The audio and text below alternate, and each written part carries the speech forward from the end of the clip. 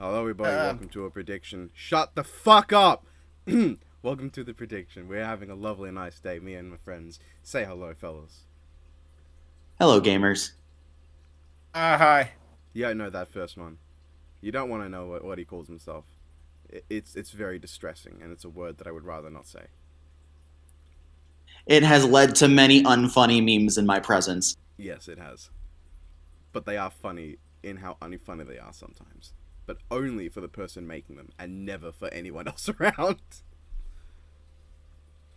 Pretty much. So today we're talking about Jonathan Joestar versus Tanjiro Demon Slayer, which is not a joke, because that's exactly how it's worded in the fucking episode. It's such a weird title choice. He has a last name, for fuck's sake. His last name's like Komodo Dragon. Yeah, that's how I remember it. You think Demon Slayer would be big enough that they didn't have to do that? Considering it's probably bigger and more relevant than JoJo at this moment, probably. I mean, at least more so than part 1. You say that as if Death Battle fans haven't firmly established that they have no fucking idea about anything. We are versus debaters, after all. That's one of the biggest crimes you can be. I've genuinely seen people express they have no idea what some of the biggest figures of, like fictional media are. Like, some of the most historic, most important characters to the history of media. And they're just like, who? It's just fucking distressing. Yeah.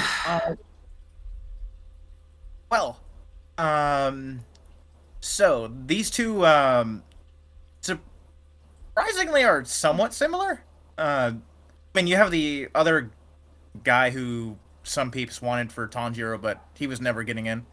Hyakimaru, I believe? Yeah. From Dororo. The problem is no one gives a shit about Dororo. I mean, I would have been all for it, just because, I think Dororo is Tezuka, right? It's a Tezuka manga. And I'd love to see Tezuka in Death Battle in anything that isn't Simba versus Leo. So I would have fucking taken it. Didn't he make Astro Boy?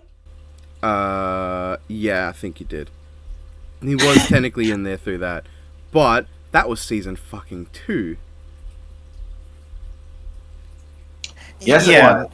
I like to see some more Tezuka stuff. And God forbid, no one's putting the fucking Phoenix in Death Battle. I don't think its story was ever finished. Yeah. Only Phoenix we're gonna get in Death Battle is more cave shit, so. Yeah, she's gonna dick on whoever she fights. I mean, I say that as if people didn't expect Scarlet Witch would dick, and she didn't. Fuck yeah. Yeah. So, I guess we should get into stats, as much as that can be good sometimes. Let's talk about the ripped Aztec giant British gentleman and the literal child that he may or may not beat to death with his bare hands. The child is like twice his age. Who also had a tumor on his face at one point.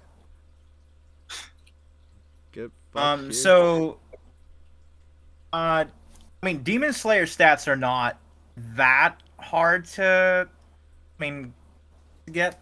Like, if you stick strictly to the manga, and just keeping this very simple, most notable things will be, like, right off the bat, there's the boulder cut, right? Which, everyone should be aware of if they've seen Demon Slayer. It's, what, the first, second episode, I think? Yeah.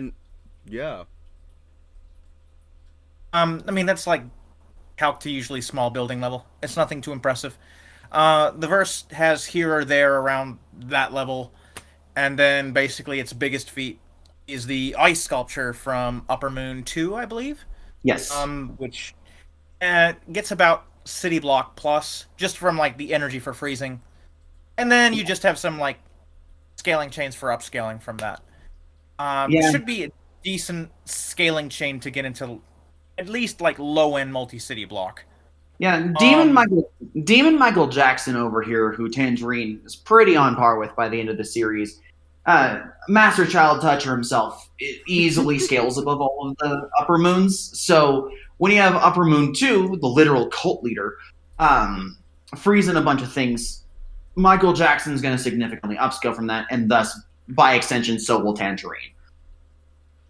If you invoke like the anime, then it does give one more thing worth talking about. You just like put all the incense around the area and summon forth the anime from the bowels of hell.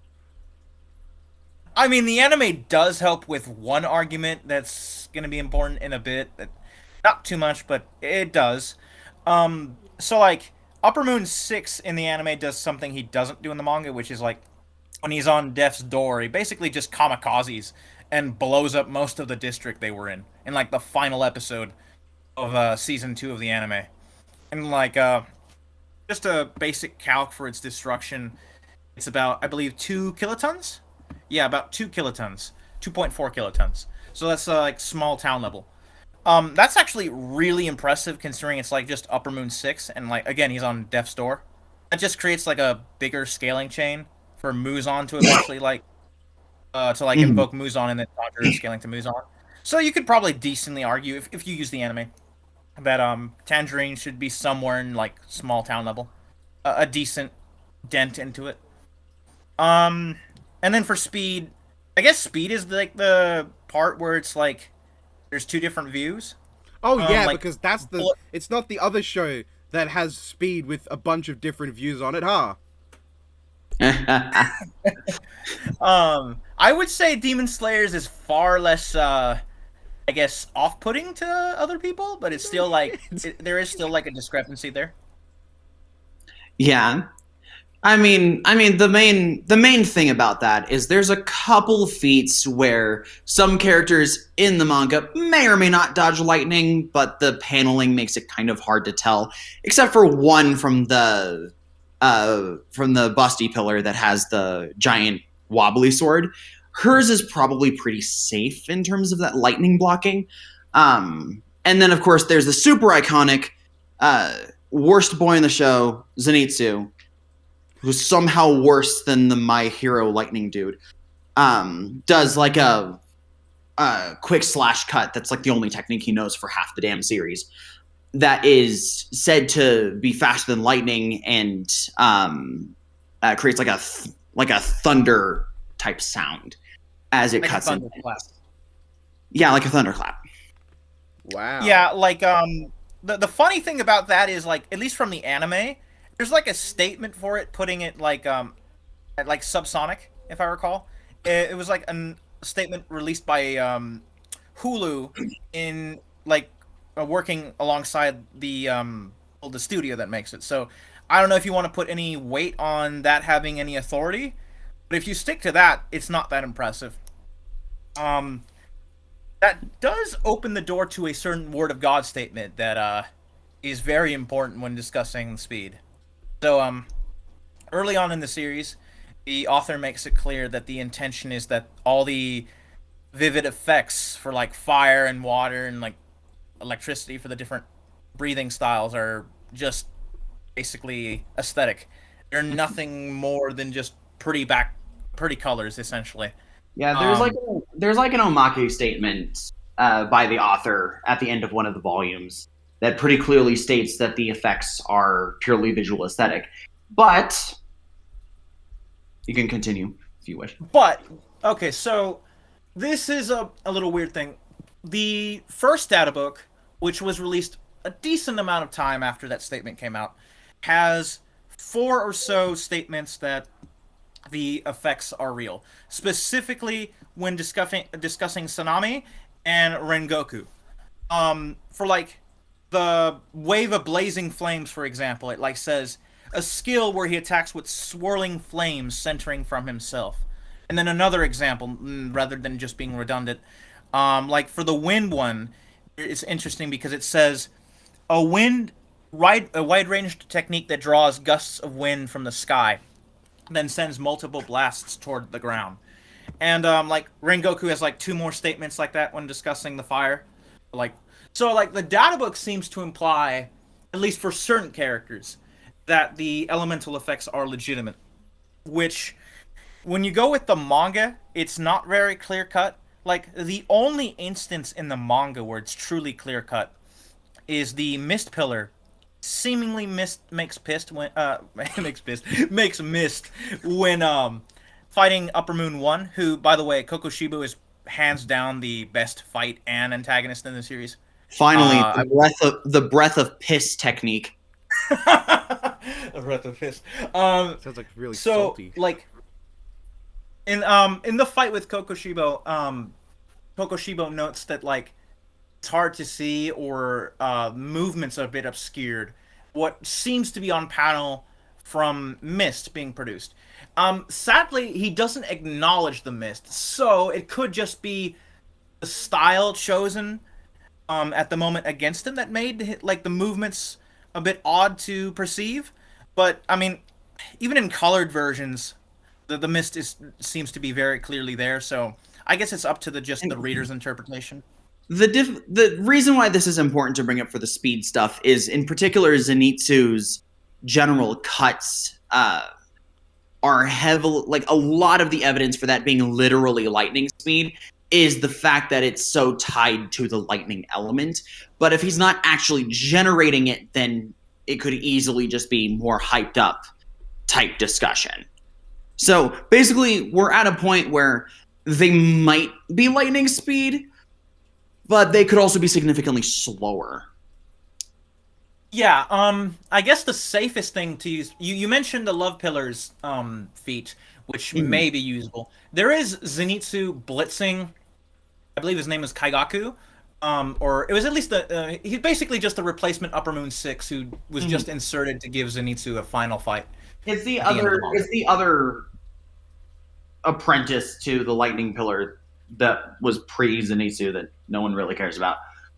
Right. Where Zenitsu blitzes a demon art that uses lightning, which, I mean, to be honest, would have more credibility to being real, because demon arts actually do produce effects that can't be argued to just be aesthetic. I believe you had a small issue with that? Mm-hmm. Yeah, my particular issue with that one is just that blood demon art, it definitely does make some kind of effects that's able to do actual physical harm to people as actual like projectile type attacks, which is horrendously vague for any of the actual like just normal breath styles. The problem is it's never actually explained what exactly he's doing to generate these effects, so it's kind of hard to say that it's straight up lightning when nothing in the series suggested as such, other than just it's aesthetically kind of like lightning, and he's also the Lightning Pillars Junior or whatever. So yeah. I guess it's like fair. I think it's like fair if you argue. I mean, to like an extent, right? If you because he does say it's like mixing in the demon art with like the style. It's kind of similar to like Kokoshibo mixing in like demon art with his moon style, which creates like crescent shaped shockwaves. So I guess you could, if you invoke that, it's a bit more believable. Mm-hmm. Yeah. Anyways, we should probably talk a little bit about Jonathan's numbers, which are probably a little safer to pin down, at least with where Death Battle will likely put him. So yeah, I mean, we can move on. The only real thing to explain would be whether Jonathan scales to Dio, which, yeah, you know, saying it out loud. We have to start. We have to start with the rock, though. True. You see, Jonathan can even lift this rock, which Deck got to what, like 0.00001 tons. Therefore, he just solos fiction. But I think Death Battle should have a bit where Boomstick just does that calc on his own, and Wiz asks, "Why did you calc that? That's irrelevant." And Boomstick just says, "It just felt right." He can even lift this rock, after all. I don't know how that rock keeps getting into like Jonathan every did placement, lift every the whole G1 rock blog off the ground. Man, that reminds me of like the one half decent funny bit of Deadpool versus Mask, which wasn't even that funny, but oh yeah, where they're talking about Deadpool's feats. Mm-hmm. Yeah, that is the only thing in recent Death Battle I think has made me like actually laugh in an analysis, like genuinely, and not just because my friends were there. which that's sad to think about. Yeah, Death Battle humor declined immensely for me a good while ago. They've had one or two things that have happened that have made me chuckle a decent bit. I think the biggest one that I can remember in recent memory that got a good laugh out of me when I saw it was in Goku Black vs. Reverse Flash. If you look at Eobard's profile page, his likes are Barry Allen, Barry Allen, Barry Allen, and his dislikes are Barry Allen, Barry Allen, Barry Allen. I feel like the people who write the sidebars, it can't be the same people who write the whole script, right? Because one of it feels like the humor you'd get if Ben Singer just wrote it all himself, and the other feels like someone actually thought of trying to add something mildly humorous. Mm-hmm. It's hard to believe Ben didn't write those scripts himself with how the humor is sometimes. You mentioned Dio, and I think that brings up a question that's kind of like been, at least I've seen around recently. There's some people who like to argue that like Part 3 Dio is like immensely above Part 1. Can I take this one? Yeah, sure. That's actually why I was bringing it up. I hope you just say he's got Jonathan's body and leave it at that.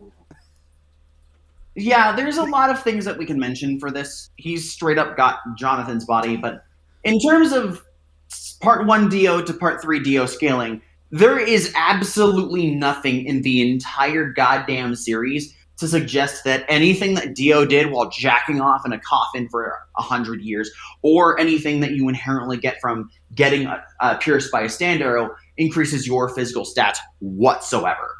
Any JoJo stand user, as like normal people, are treated to be more like genuine human types, except for Dio, who is superhuman because of his vampiric abilities, or people like Joseph, who are hormone boosted.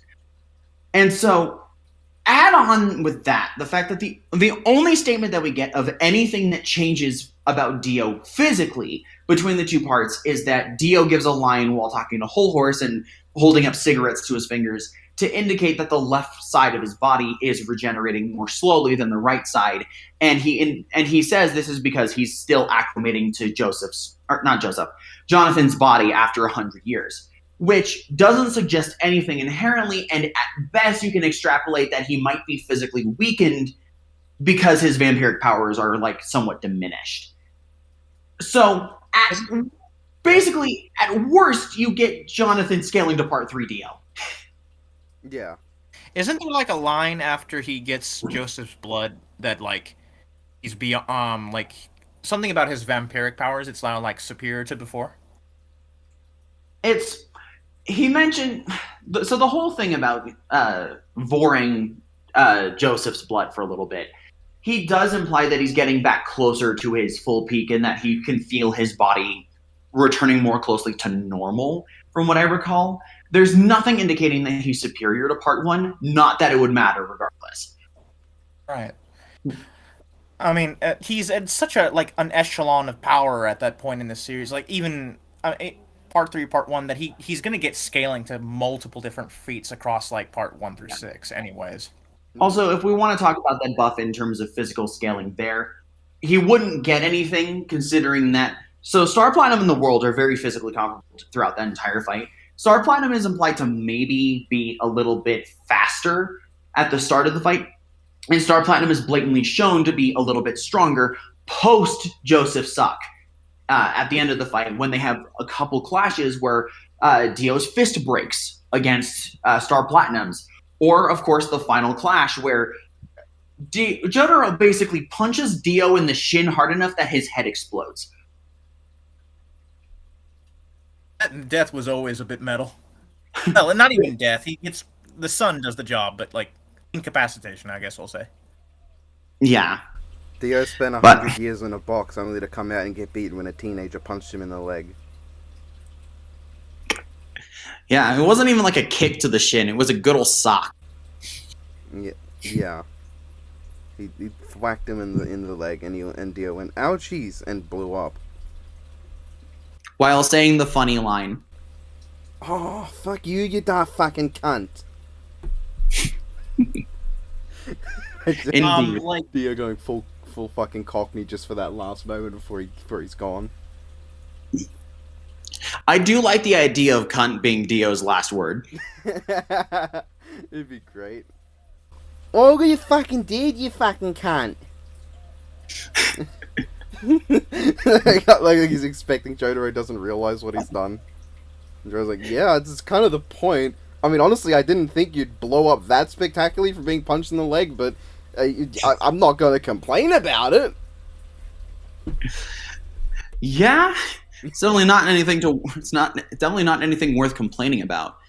Yeah, I mean, at that point, if a fucking rocket ship had crashed onto Dio and blown him to smithereens out of nowhere, win's a win, am I right?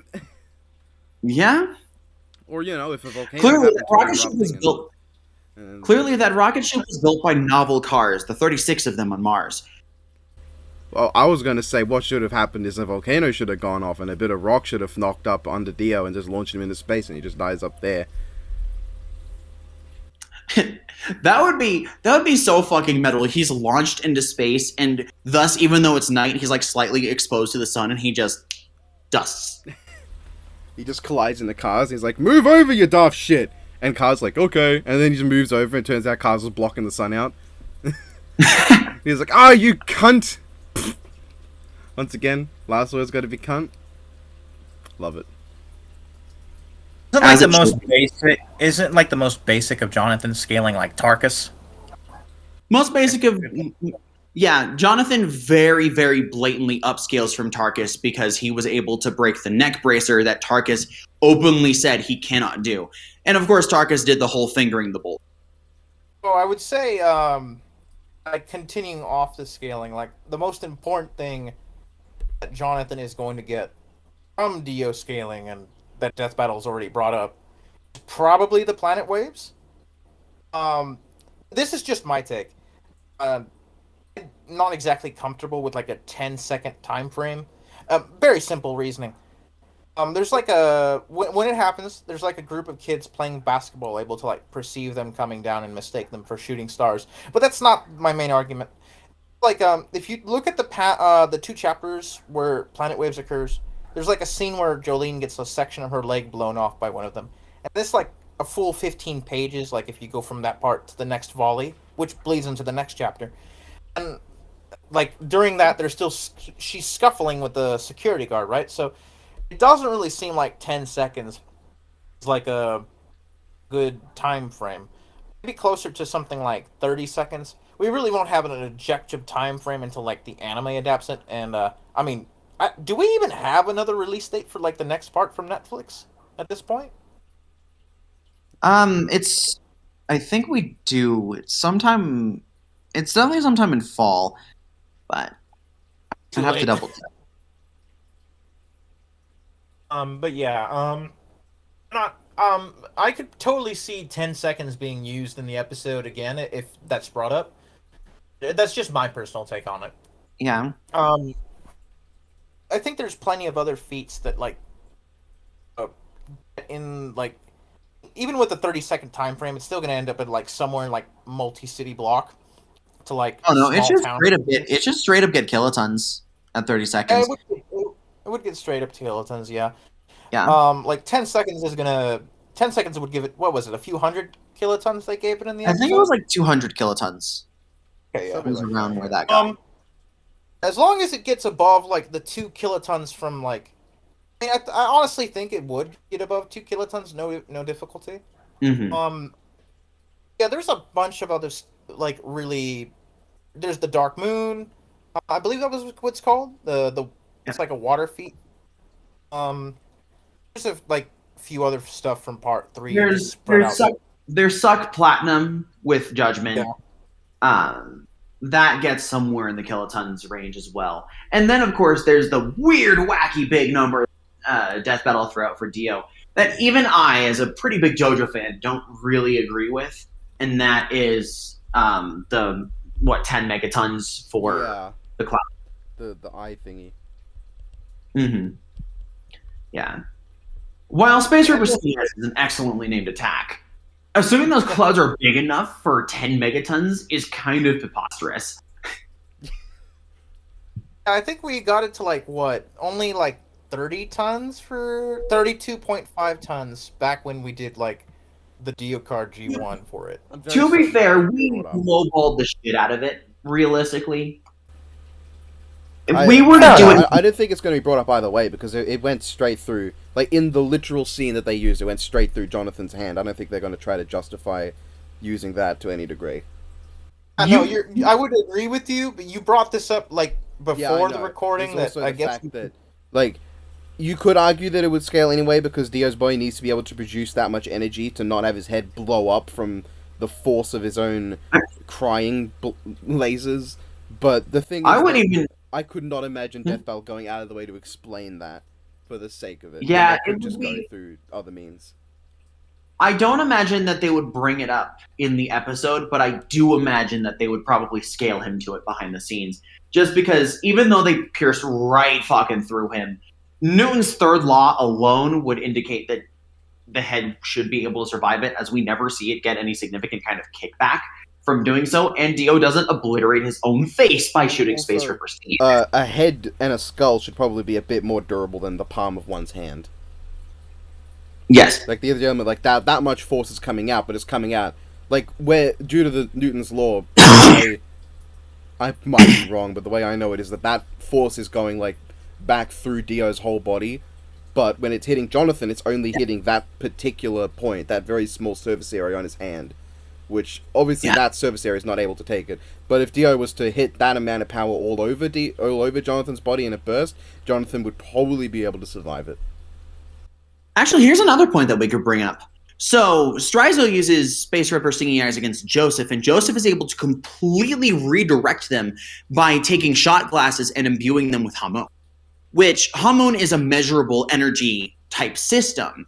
So you could very easily argue that he would have to be generating a Hamon powerful enough to completely tank and redirect the several...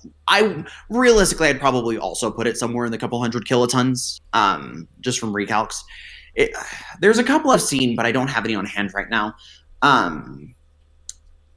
That Joseph would have to be producing pre-training at a time when Jonathan's Hamon, after sucking up Will Zeppeli's, should be significantly stronger than. So there's a couple loose ways you can argue. Funny you mentioned Will Zeppeli, because didn't he have that weird cloud-splitting like feat with Hamon in like the Phantom Blood movie? We are not bringing that up. There is no reason that if you're going to use an anime-only kiloton feat for Demon Slayer, why wouldn't you be fair to Jonathan and just do that too? I guess you could argue it's like the anime... Okay, so Tom, you probably know more than I do on this. What's like the history behind the movie? Because I know it wasn't finished. So the long and short of it is that the people who made the 90s Part 3 OVA started working on a Part 1 OVA movie that was going to cut out a ton of material, like Speedwagon's existence, so it's very cursed, and the likes. And Araki, I believe the rumor goes that Araki was so against it that they never ended up finishing or fully releasing it. But there's been a project that's been trying to recover as much of the movie as possible so that we can see it. And one of the scenes that we see is that a young Will Zeppeli shakes hands with his master. And through this handshake, we literally see a ton of clouds split over the goddamn Tibetan, like, it's a Tibetan mountain range. And we see a ton of clouds split over probably several dozen of them.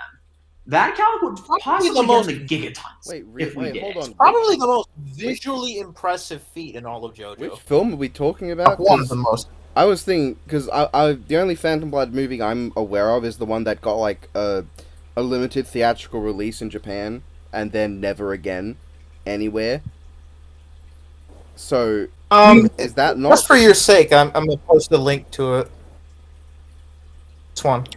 Partially reconstructed. Because what I remember is that there is a lost film that it was either 2006, 2007, around that time, did get a limited release in Japan, but then never got shown again and was never released to home media. And it might be 2007 when we. It's not impossible we're talking about the same thing. but I do remember hearing about both separately. I can't imagine the full film itself was unfinished. I just imagine that we don't have all of it because of a limited release. Yeah. Either way, the important takeaway here is that there exists an obscure Phantom Blood movie that we do not have all the footage of, that has an obscure scene of a young Will Zeppeli blasting away a ton of clouds with a firm handshake that comes out of fucking nowhere. And if we use that, since it's a young, weaker Will Zeppeli, Jonathan has all of the Hamon of Zeppeli, he would outright upscale from that. Massively upscale, because he has all of the Hamon of a stronger Zeppeli, as well as his own Hamon as well. And this would buff all of JoJo immensely. Yeah, it would. I mean, yeah, probably, yeah. I'm curious if the 2 kiloton feet from Demon Slayer is even going to be in the episode, because that comes from the last 2 episodes or so of season 2. I think, if I recall, season 2 ended pretty late last year. I mean, it's always possible that it made it into the research period, but you also got to keep in mind the dates that the researchers have to research. So there's a very good chance it doesn't make it in.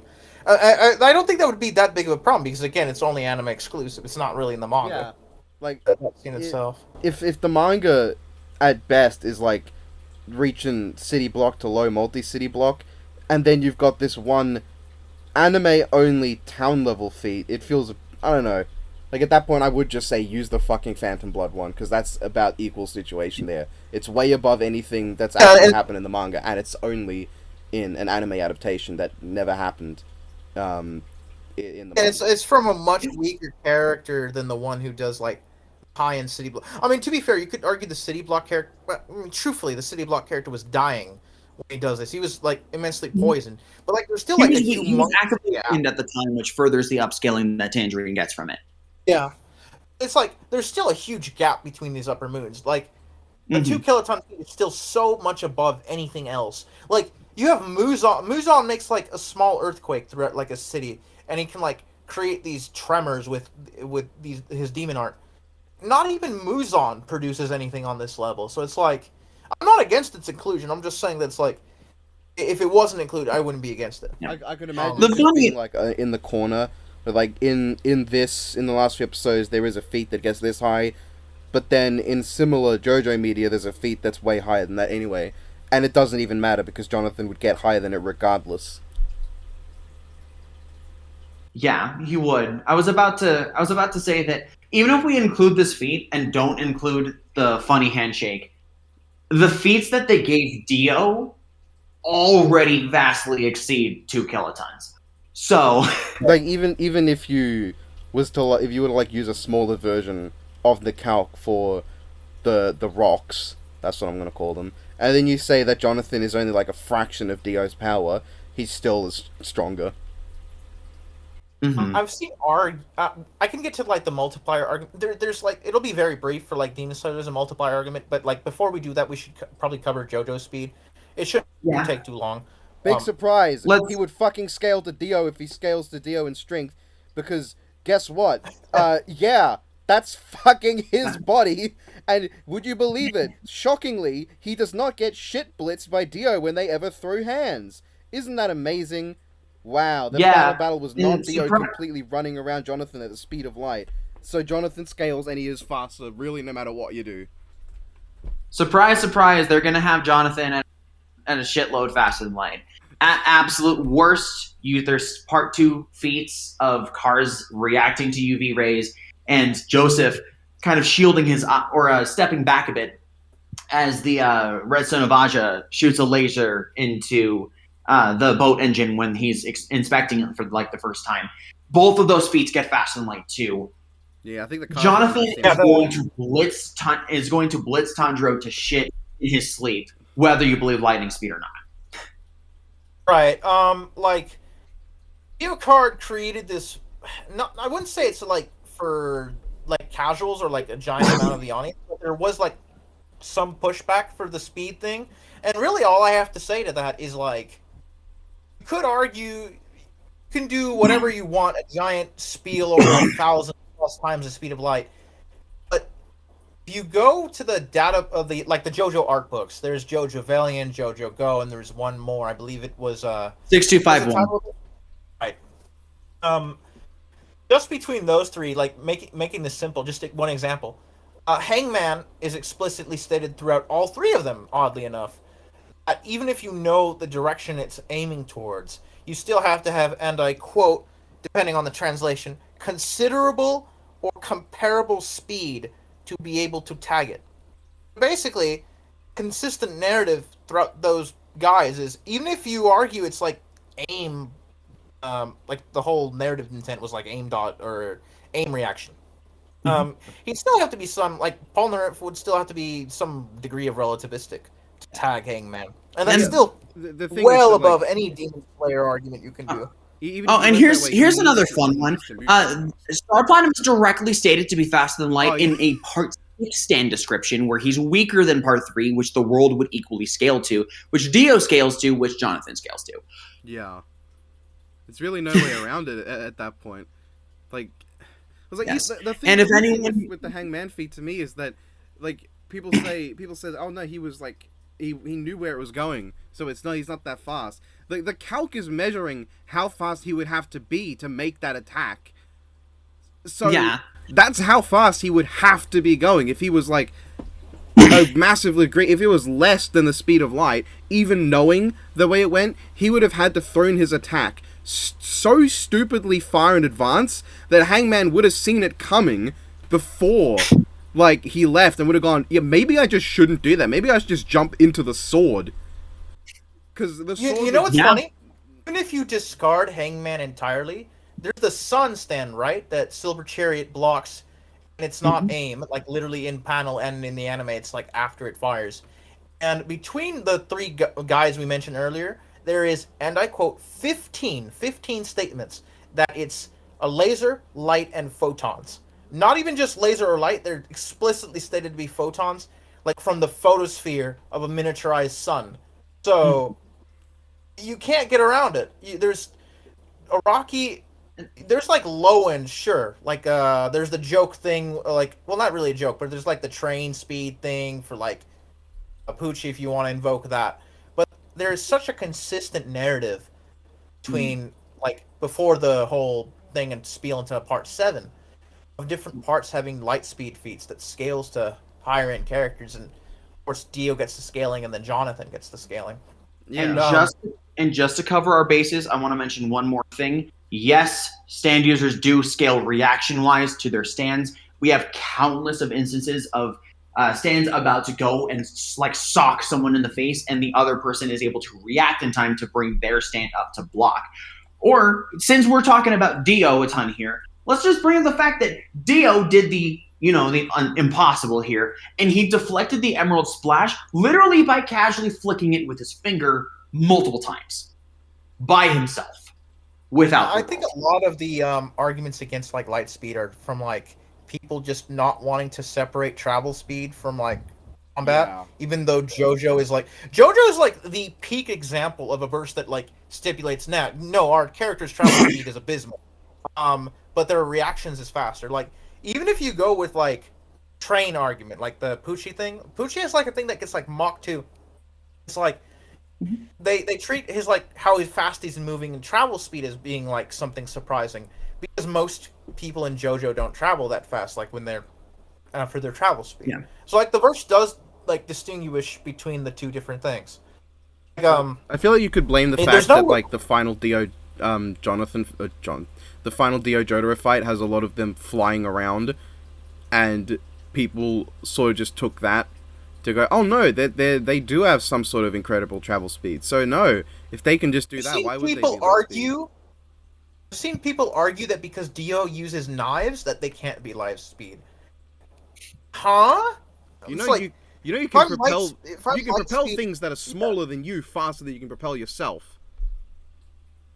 Like Garo, like One Punch Man, just for a second for like a comparison. Like he actually has like Garo has like one of the most explicit speed feats I've ever seen recently. Like if he chucks something while he's traveling that fast, it's going to get that like degree. It's like, and it's not exclusive to One Punch Man. It's going to be cross media, or in general, unless it's like because if you're moving at that high speed and you chuck something, its starting velocity is not 0. Its starting velocity is however fast you were traveling.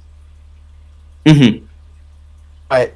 Yeah, I think we've pretty much covered it. Like part 4 also has like a character that was stated to be light speed, and then like Red Hot Chili Pepper.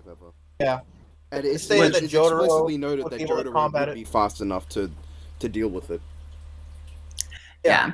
And even Crazy Diamond, which was stated to be overwhelmed, is clearly shown holding his own for several seconds before he is. Yeah.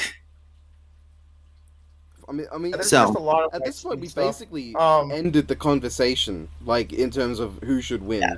When you go through that, and it's like, if you're really generous to Tanjiro, he's still weaker, and no matter what you fucking do, unless you're really ungenerous to Jonathan, he's faster.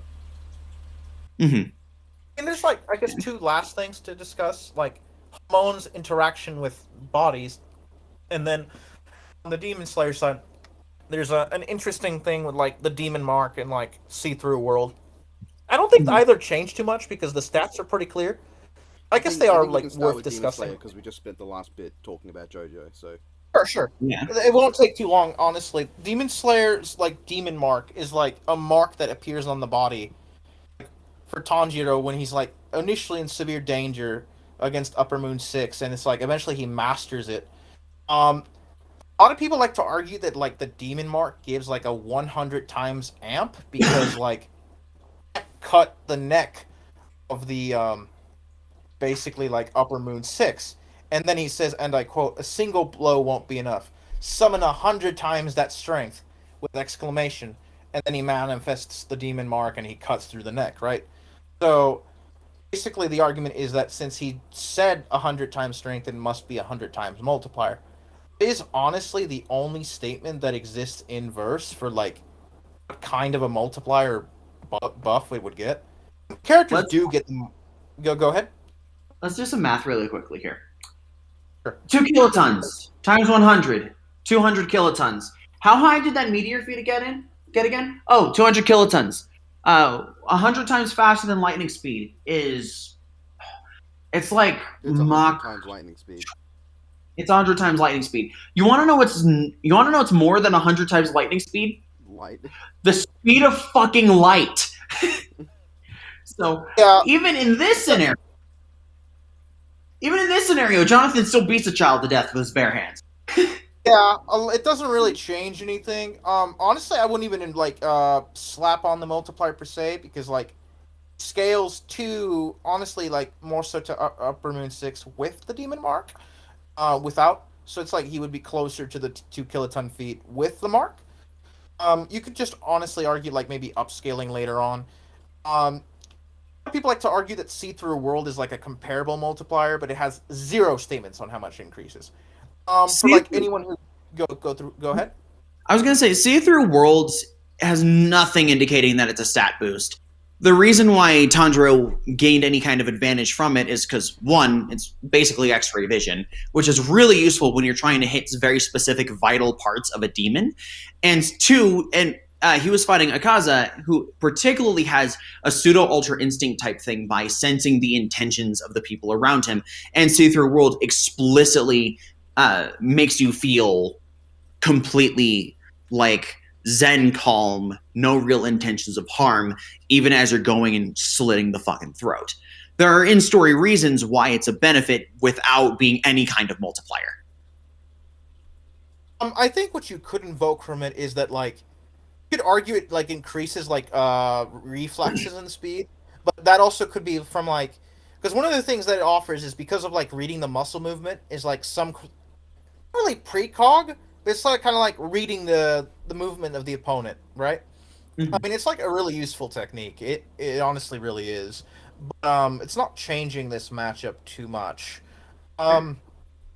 Speaking of changing the matchup too much, before we move on, I want to say one interesting interaction that comes out of it. With See-Through World, Tanjiro can probably watch Hamon flow through Jonathan's body, which gives him a weird form of insight into the way Jonathan's technique works that no one else really gets in possibly including Jonathan, and definitely because Hamon is not the best described thing in the world. But no, it really ain't. If you haven't noticed, we're dealing with a lot of frustratingly vague powers here, folks. Yeah. Right. Speaking of vague, and since you brought it up, do you want to bring up the interesting applications of Hamon and one particular argument that it has? Did you genuinely try to transition into that with speaking of changing the match, as if giving Jonathan an advantage would change the fact that he wins? Oh no.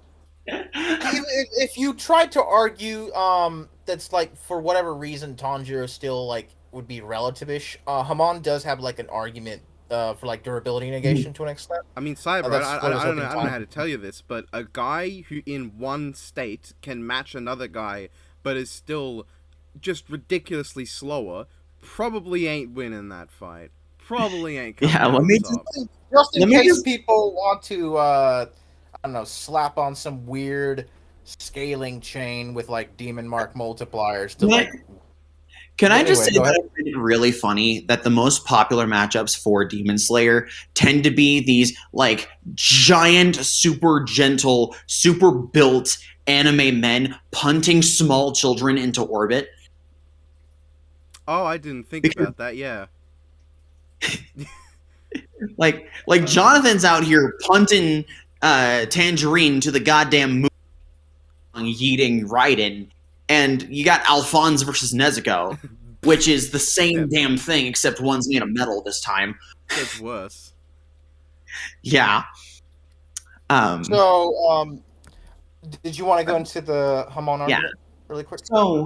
So Hamon is a bit of a like the energy wave stuff from the sword swings in Seaman. Hamon itself is a very vaguely described ability, and so its applications on non-vampiric beings aren't really ever properly described. However, just from observation, we can say a couple of things about how Hamon works. Basically, and we especially see this in Battle Tendency with Joseph, it seems that Hamon is a sun-like energy that is able to flow through materials, obviously. It flows very well through organic things and extremely well through fluids. However, it can flow through anything. However, it doesn't linger inside of a target unless the thing that it's flowing into is organic in some way. And basically, by flowing into it, we can maybe postulate that it gives the user some limited control over the thing that it does. The best example of this would be Joseph's clacker balls and how they're able to kind of stay in one place until Joseph decides that they should fly back, or Caesar having the woman infused with Hamon during the little battle with Joseph, or the pigeon yeeting out of her mouth to slam into Caesar's face. In terms of more hostile applications that we see against people, we only get a couple, but we see Joseph knock out a pilot when he's 12. We see Caesar, I believe Caesar does a form of sort of memory wipe type thing at one point, but it has been a little bit since I've looked into that one.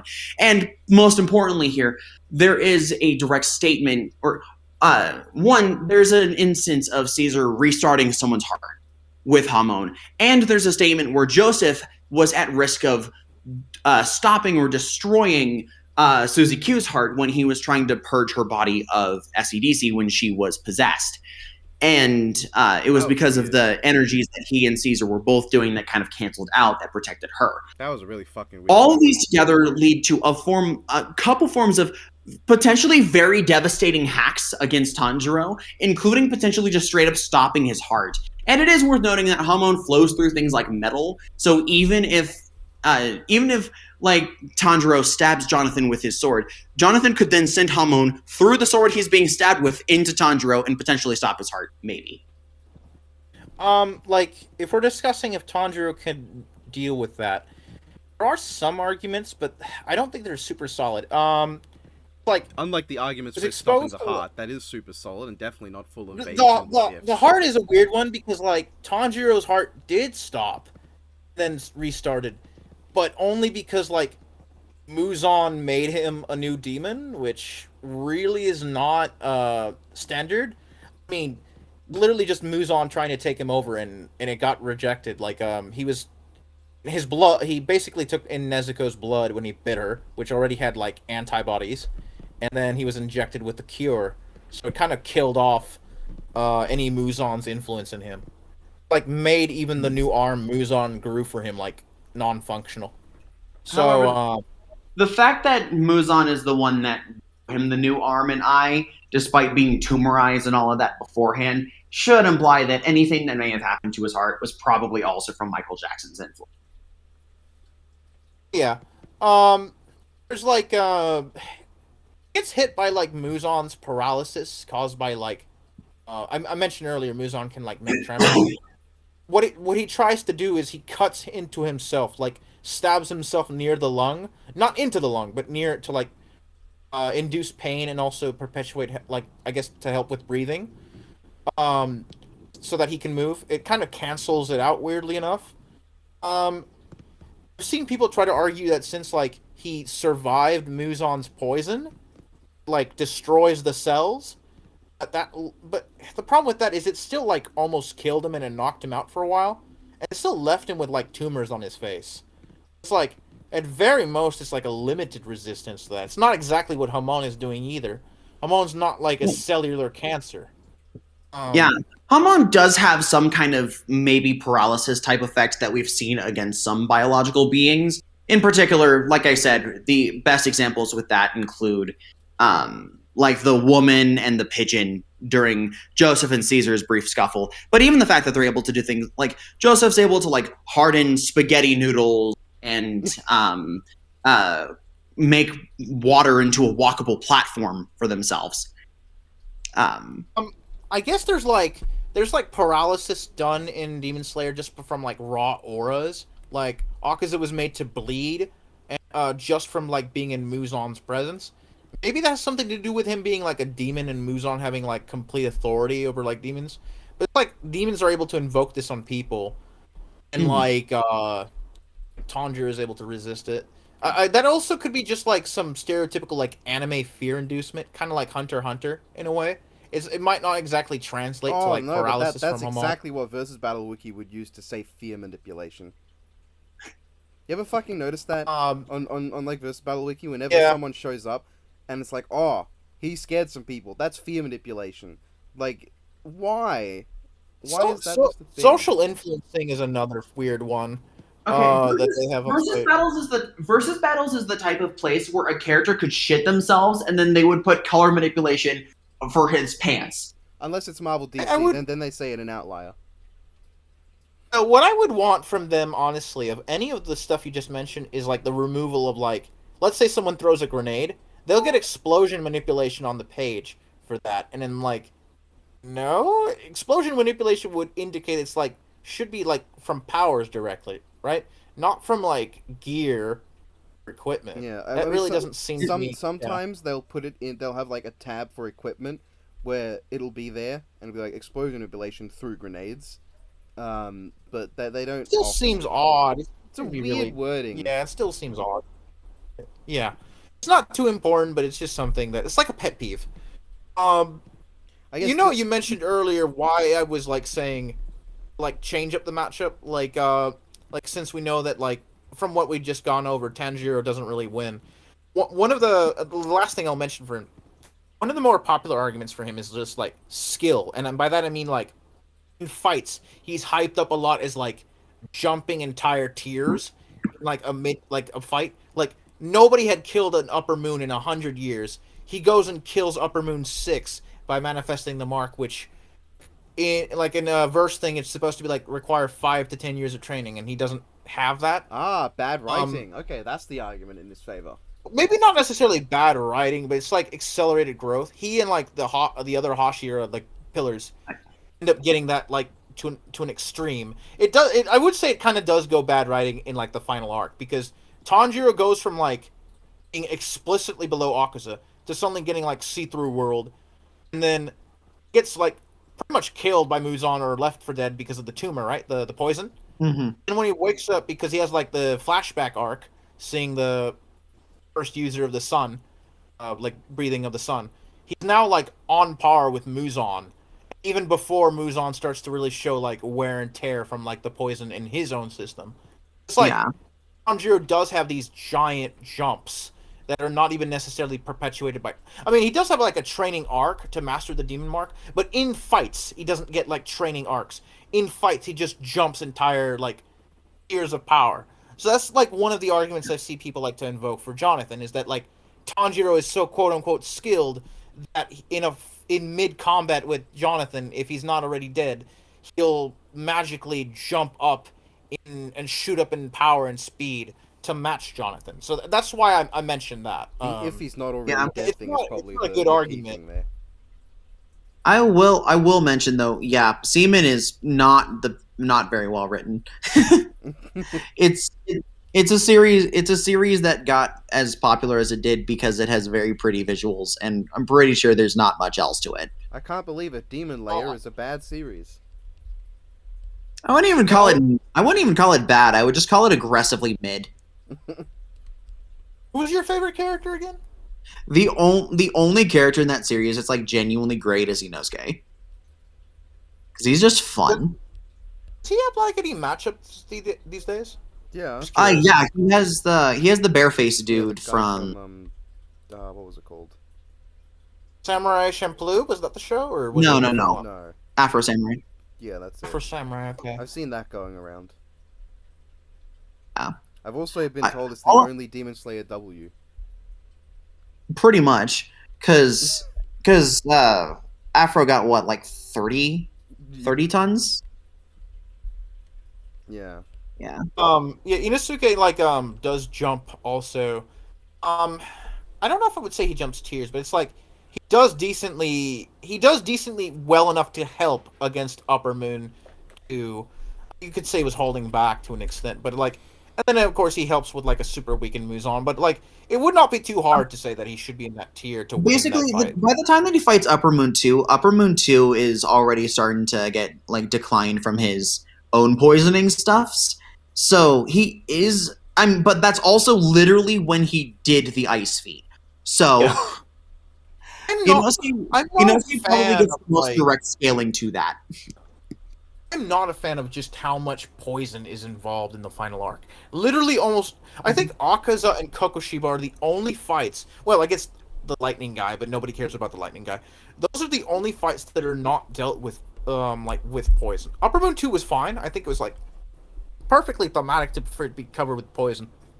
Mm-hmm. Muzan gets the poison, he gets his old wound showing, you get the power-ups that just happen mid-fight with all of the...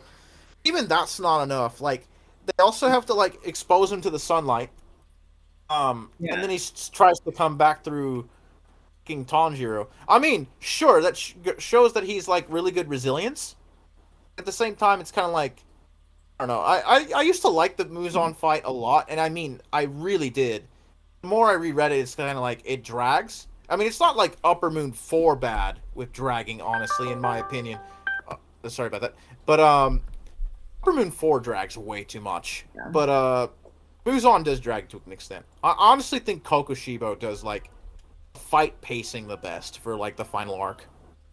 Absolutely. Kokoshibo is the only fight in the entire manga made me go I actually think this will look absolutely gorgeous in animation, because it's the only fight that's genuinely interesting in that final arc. I mean, the pacing of it is good. Even the backstory doesn't. Okay, one thing that Demon Slayer, I'm not trying to shit on Demon Slayer. I like the series a lot, but one thing I think it doesn't do too well is integration of backstories all the time with his characters to try and redeem them. Personally, I'm not that against Akaza's backstory. I know you had, I think, a different opinion on that. But with Kokoshibo's, I think it doesn't necessarily overstay its welcome too much. But the fight itself is really good. Choreography and pacing for the fight itself it's really good.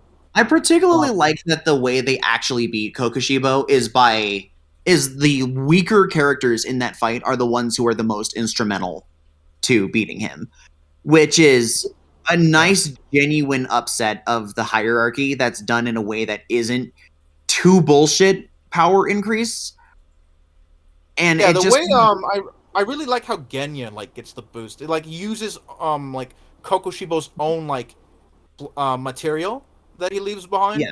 to get that boost. And it just feels really organic, like organic writing. Yeah. But as fun as it is to shit on semen, It would not be fair if John- we didn't shit on JoJo Part 1 as well.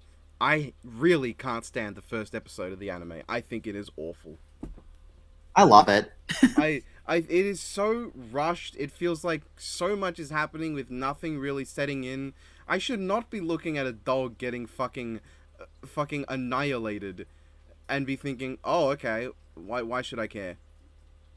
The only thing I like about the first episode is the accents in the dub. I love the dub accents.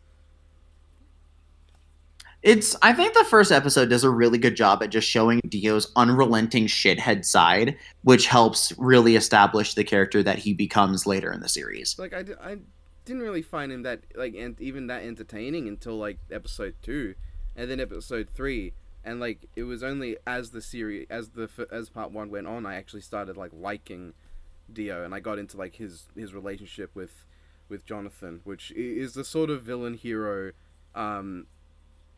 relationship that I haven't felt in any other post part 1 for JoJo.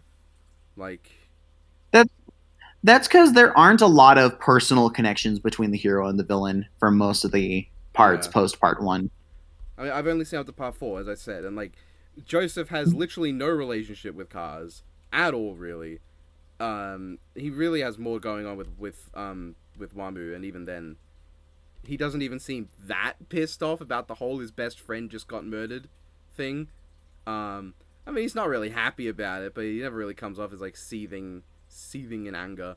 And then part 3, do I even need to mention the fact that Jotaro and Dio don't meet until the final battle? Granted, I have a much more positive opinion of Dio in part 3 than you do, just because I think that while the part drags on a lot, they use that dragging on to really, really hype up the final battle. And I think the final battle absolutely delivers. Oh, I think the final battle's good. I just don't like that every single scene with Dio in part 3 amounts to he's standing naked in the same single pose, the only pose they could be bothered drawing for him, and maybe once in a blue moon, in one of the he just once in a while he'll do something, but for the most part he's just standing there in that one pose, going, you know, I do quite want to fuck Jonathan's body, but I guess it's hard to fuck myself. It is possible to stick your dick up your own ass, but I like how you said that, like, so certain. No stutter, no stammer, like, you know for a fact. You've done it yourself. No, you like... I assume that would break most ones. I'm just saying, you can look it up. It is, in fact, a possible act that people have done before. I'm not going to continue this conversation. But then, obviously, Josuke and Kira don't have much of a relationship, because that kind of is, like, the whole point of Kira. Like, it would be weird if he had some sort of personal thing with Josuke.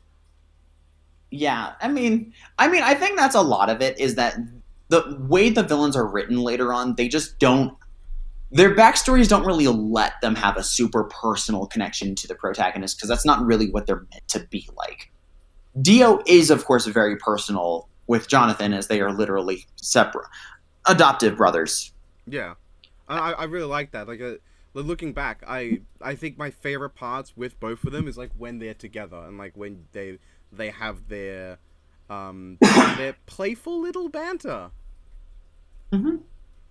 Yeah, like I think part 1 gets a lot of undeserved shit, and it has a lot of genuinely strong things going on. Most of which has to do with the very solid relationship between the two. Especially towards the... Recently, I've seen people actually claim upon rereading part 1 that they appreciate it more now than they did prior. Yeah. Like, as someone who's loved JoJo since, even I found new appreciation for part 1 a little bit down the line. But, yeah. What? Huh? I was gonna ask a question that would veer us to a kind of a different part of, like a semi-different topic, and that is there anything that you guys are really looking to have any expectations of in this particular episode? Oh, I want Jonathan's Funny voice to be that. amazing. The one thing I'm most interested in is Jonathan's voice, because as I said, I love the dub for part 1 and part 2. I really want his voice to be good. Funny you mentioned that, because it really depends on the animation style chosen. Because, like, the recent Demon Slayer game is, like, really dynamic with, it like, invokes, like, Storm, like, Naruto Storm kind of, like, visuals.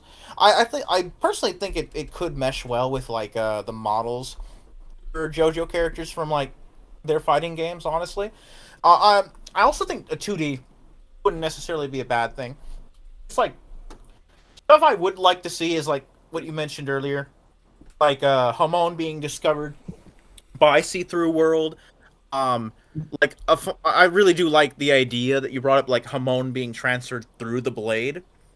One of the things that's, like, it really comes down to, like, if they buy the element things being real. Like, I assume the water, if it's, like, treated as quote-unquote real, would be a good conduit. That would not be good for Tanjiro. Yeah, no. If the elements are real, it just gives Jonathan a shitload of material to send Hamon through. Yeah, and like, oh, actually, I guess it'd be neat if the kill comes from the winner disabling the other person's ability to breathe somehow. I mean, the best way to do that is a stomach punch. Yeah. Which, I mean, okay, admittedly, if Tanjiro punched Jonathan in the stomach, I really would not buy that he's got the muscle power to win someone who's, like, the size of 7 of him. But Jonathan's fist is probably about the size of Tanjiro's entire below ribcage torso. Like, so I was thinking, the idea of like, Jonathan getting stabbed and channeling Hamon through the blade, if he, like, did that to sort of disable Tanjiro's lungs just enough to fuck up his breathing.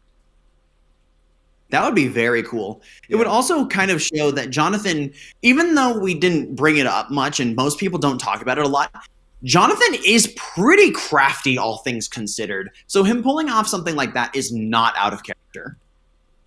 Yeah.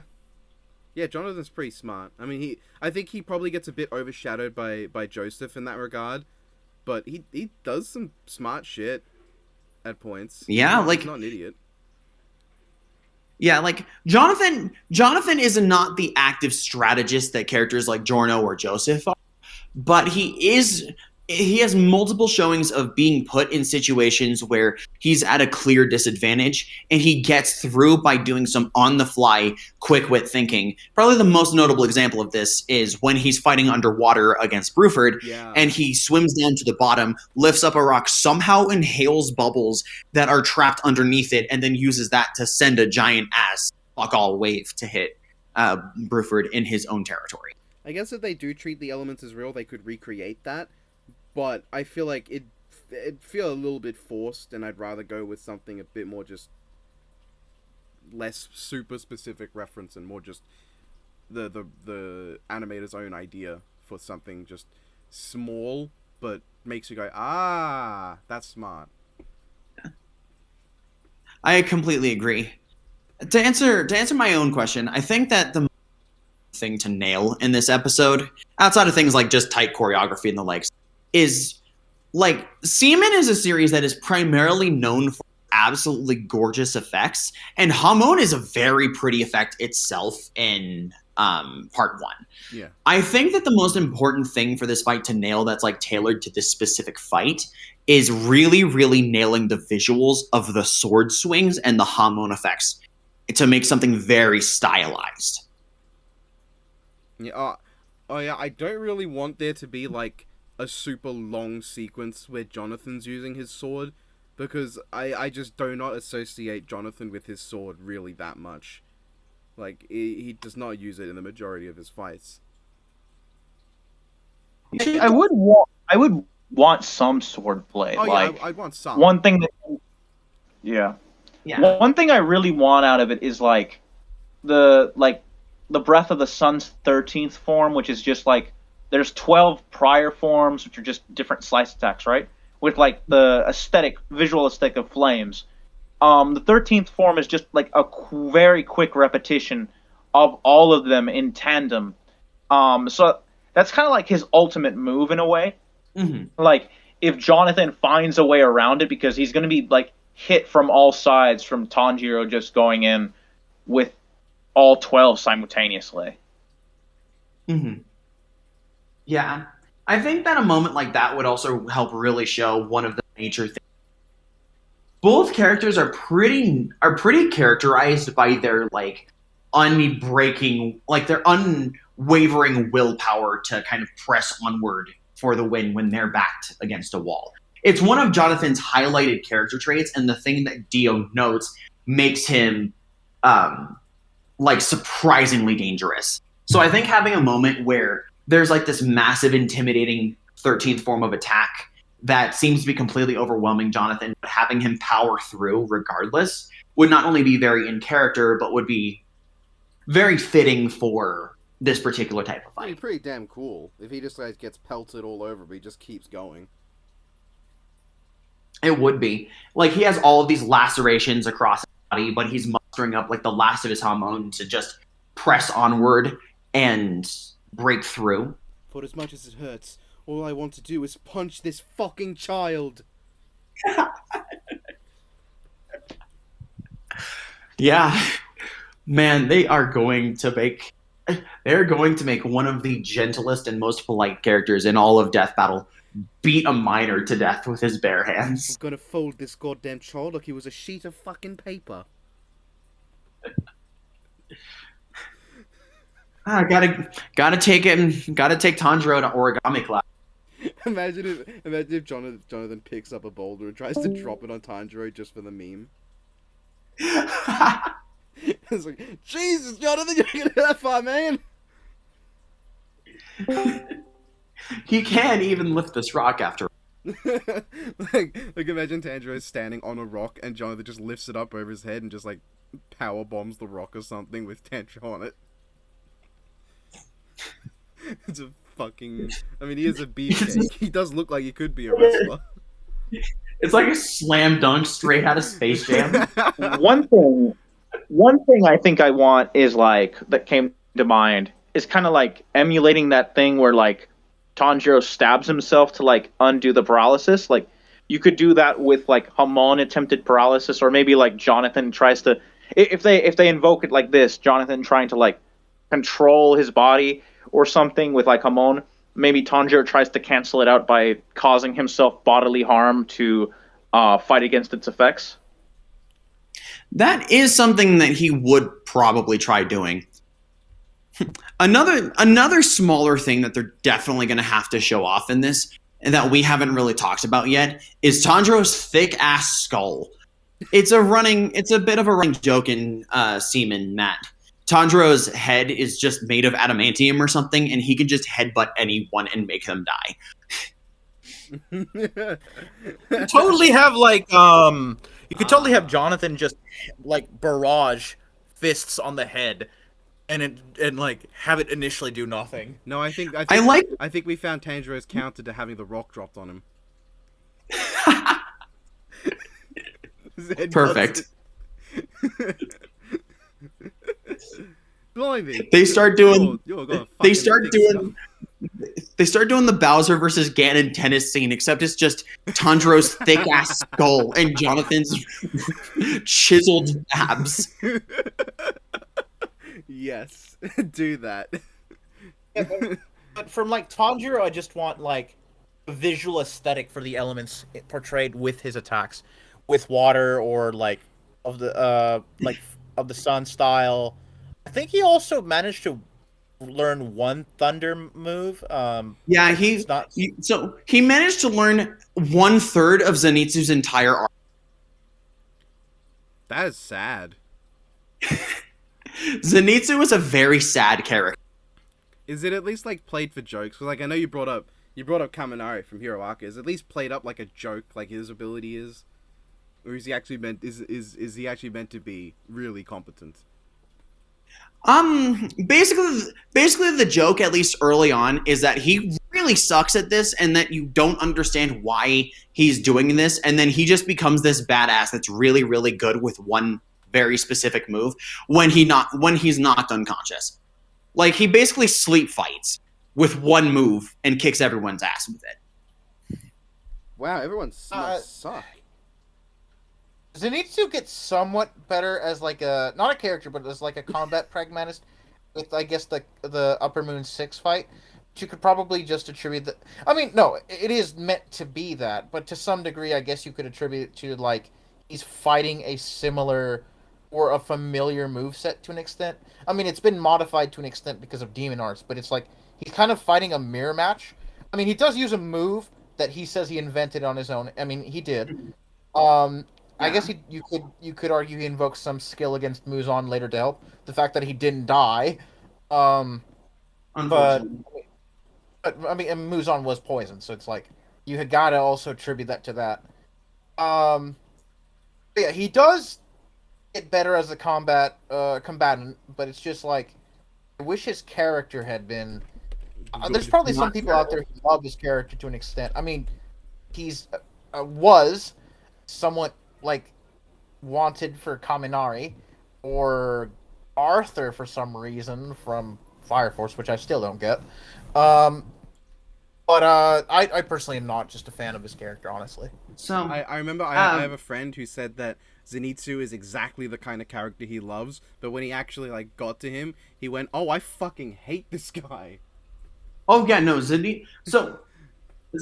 is a terrible enough that he alone dragged out my reading of Seaman for several months just because I felt the overwhelming urge to stop reading the moment he was on panel.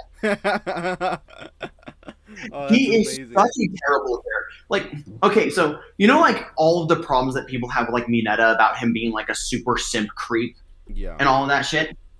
Tie all of that with whiny bitch syndrome, and you basically get Zenitsu. So Mineta. Except a whinier bitch. Oh, that's and a little less overt with his, like, he doesn't straight up commit like sexual harassment crimes, but he's still like very creepy perv mixed with very whiny bitch syndrome. I don't think the anime necessarily fixes Zenitsu, but I think the anime is honestly the ideal Demon Slayer experience. Like the film and season 2 especially, goodness, some of its animation is just like god tier. That's like because it's Ufotable. Really good. Oh yeah, but it's like I remember it was like Twitter trending towards the end of like the Upper Moon 6 arc to an extent. It's just really solid. I mean, I'm not saying the storytelling is improved significantly. It's just its visuals and animation alone, like, really is such to high tier that I think it would allow most viewers to like ignore or deal with any kind of like complaints with writing. They're just gonna get sold by that, and it's gonna keep them on the show. I always describe Seaman for anyone that doesn't know. The way I describe Seaman is I'd say it's a very subpar and underwhelming shonen that is hard carried by very excellent visuals in its anime. Its anime is worth a watch if you're either just super into generic shonen, super new to anime, or just looking for something to turn your brain off and just watch very, very, very pretty visuals for a little bit. I would never recommend the manga though. If you don't like good content, but you really like kaleidoscopes. Yes.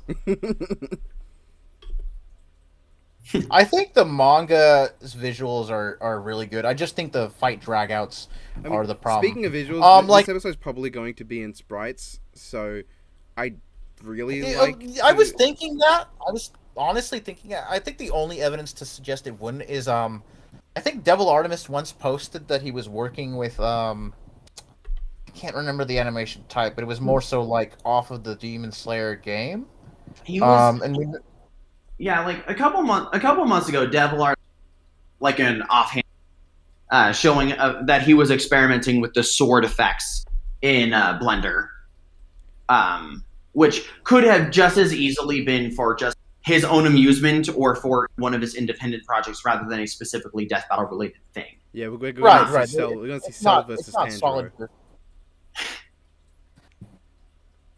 But But I want at least like the hand drawn effects to look really nice, and maybe not just be a bunch of water effect green screens, which is very possible. Well, like if we're talking like just like the effects for Tanjiro, it's like I don't know if you're going to show this on the screen or not, but like one thing that comes to mind is like very basic, but it's kind of like this. It's like you have this like one move is just like this continuous, just giant stream, seemingly of water, which is most likely just an aesthetic thing. While he's charging this cut, it's like, and of course, like the effects get crazier over time depending on the move. Like the thing I posted for Jonathan is like basically combo, where he's just like using Hamon for like for kick, and then he just goes into a punch barrage. It's pretty great. I really do want like that visual style clash. If they don't interpret the effects as real, I want to have like this really dynamic bit, and then it cuts to Jonathan's perspective, and he's like, "What the fuck are you doing?" That would be really, really funny. Something that I definitely want is we're obviously going to get we're obviously going to get at least a little bit of clashing against the Nichiren Blade, and whenever we get that, I absolutely want Jonathan to be channeling Hamon through Luck and Pluck, so that he can create his own sword trails that are just the Hamon effect, traveling behind him, cool, clashing with all of the very pretty semen effects. If for whatever reason Tanjiro wins, which again I don't suspect, I've been thinking what I would want his win kill to be. One of the ones that I thought about, I don't know if you remember this, but it's like when he kills one of like the spider ones that Rui has, like the demons that Rui has. One of his moves is like supposed to be this really gentle decapitation. Like the whole point of the move is zero pain. I feel like that would be very adequate for someone as gentle as Jonathan. Honestly, yeah, that would be very, very fitting. Doing this very gentle cut, you can rain effects lightly splashing against Jonathan's face as he's kind of laying down in a similar position to the way he actually died. You really gotta decapitate the poor fucker in his arms. I know decapitation is overdone, but it is like technically Tanjiro's most gentle. No, move. I mean like for poor fucking Jonathan, given how his story ends, poor bastard. What? That just makes it better. It does make it better. Yeah. Just have, like, now that you mentioned it does make it better. When it's done, his head falls off, and you just get like Dio's head, like crawling with these. I mean, legs, I'd like rather not him get carved. And Dio's just like, oh, look at this, that's useful. Just jumps on. I mean, I'd rather him not get carved into sushi by like the 13th style of like the sun, where like because that's what it would do. Like if Tanjiro actually could win, it would just be like turning him into sushi. I had to tell you I'd rather him just. Jonathan's not made of fish, and I don't think Tanjiro has the ability to create rice and seaweed. Even if maybe in his weird dreams he does. It's gonna be a Popeye type thing where it's just a single stab of the sword and suddenly Jonathan just explodes into sushi. It's gonna be a Popeye thing where Jonathan punches Tanjiro too hard and all this like white liquid starts falling from the sky. Yeah, I just prefer the very simple like. I made a joke in a server that the way it should end is Jonathan just beating the shit out of Tanjiro with each punch to the beat of Sono Chino Sarame, and then ending with a final uppercut to the big JoJo shout that just annihilates Tanjiro completely. Actually, Time, how would you finish it for like a Jonathan win? For a Jonathan win? Yeah. So I'm just gonna say this. I'm going to expand off of what Nemesis said and say, so you know Dio versus Alucard? Yeah, of course. With Dio like menacingly staring over Alucard and then just like reaching into his chest, breaking his heart, and then punching him into a literal puddle of blood. Mm-hmm. Jonathan doing that with Sunlight Yellow Overdrive, just because it would be so unfitting for the characters. And you do it to the tune of Sono Chino Sarame. Yes. Make the big JoJo shout happens when he punches Tanjiro in the face and actually breaks his skull. Actually, there is one last thing I guess I would want to discuss in that it's not like a thing, just for like the fight, like the setup. How would the fight start? Like I've seen a lot of people mention that it should be like Nezuko being injured or attacked by Jonathan. No, she should be like mistaking her for like a vampire. Yeah, the real difficulty with starting this fight is that both of them are so fucking gentle that you're gonna have some level of out of character for the way this starts. You cannot get them to realistically fight without making someone do something at least a little outside the norm of what they're typically gonna do. So what happens is, because Jonathan is the size of like a fucking Aztec monolith, he walks around the corner, and because Nezuko is so tiny, he doesn't see her, he just steps on her, and she's just gone. And because he has Hamon channeling through his body, her body just disintegrates from. And he's just like, oh, bloody hell, what the fuck happened? And Tanjiro just, like, shits his pants on command and charges. And that's how the fight starts. And Jonathan's just so confused. With the Hamon interaction, I kind of wish Demon King Tanjiro was standard, because it'd be like, Tanjiro as the Demon King, like, became immune to sunlight. Well, like, heavily resistant to it. It's like, I am, like, that would be such an interesting thing, like, if Hamon could beat out the resistance of the form. Sadly, it, like I said, it's not standard at all. I'm immune to your sunlight. You're not immune to my fucking sword. Oh, yeah. No, he had the full... Demon King Tanjiro was a bit of a disappointment. It's like one of my problems with the ending. It is such a, like a...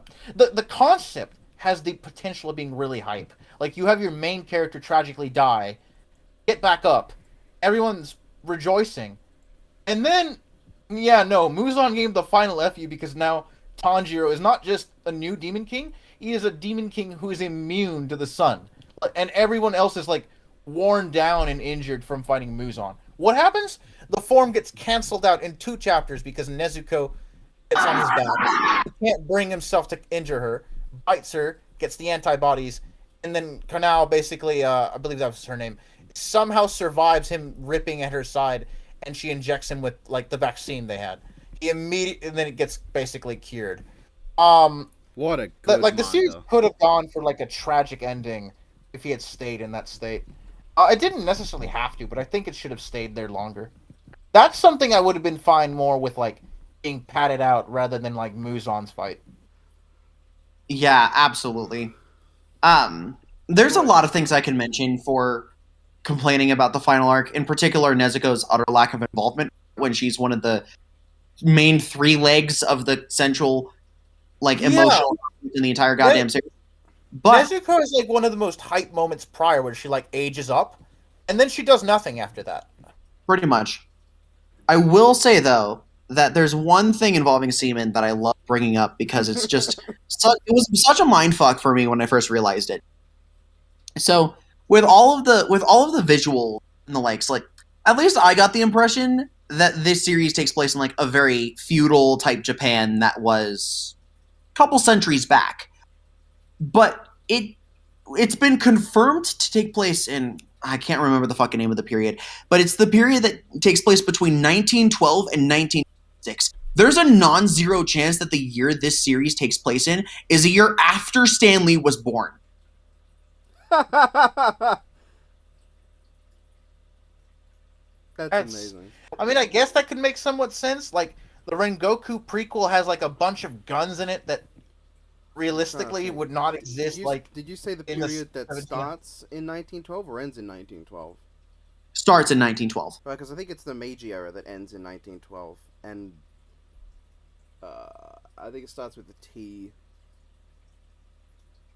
That 1912 was the start of. It starts with T. That's all I can remember. Yeah, between somewhere from, like, 1912 to, like, 1926. Yeah. Yeah. Like the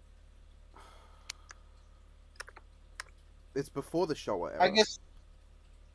I guess that is very much in like tangent with, like, the guns shown in the Rengoku prequel, because there's, like, even a early 1900s, like, Gatling gun used by one of the demons in that.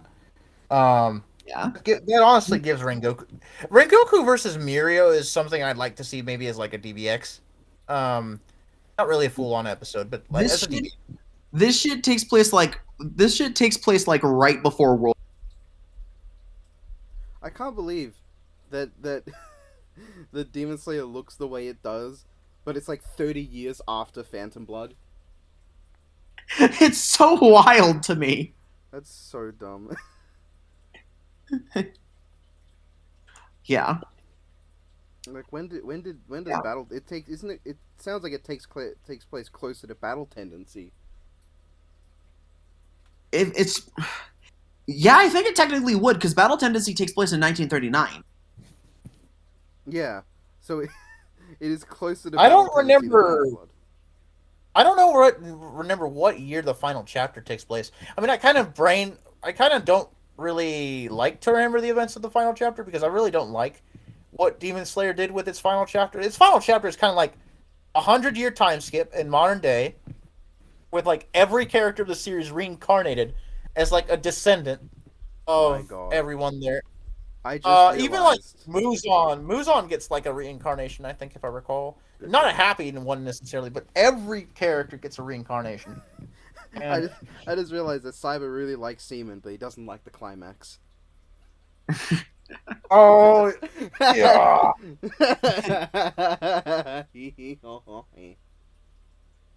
Okay, now I have to pray we get another Bleach combat that isn't simple as Kenpachi, just so you can be murdered again in it.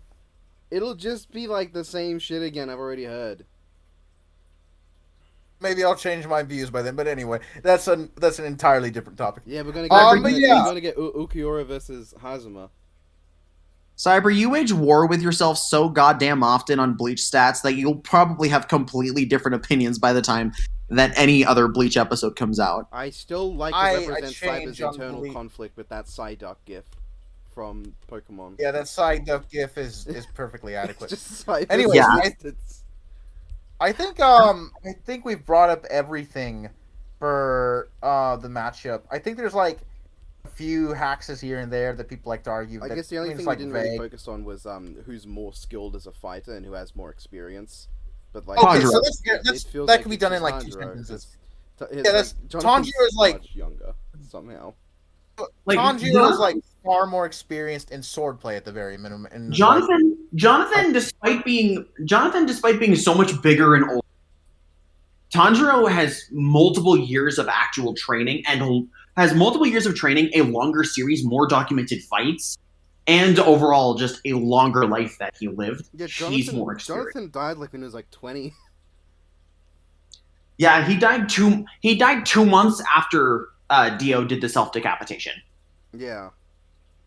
So his death is seen as still really something I really do like. Just holding the head in as like the thing burns.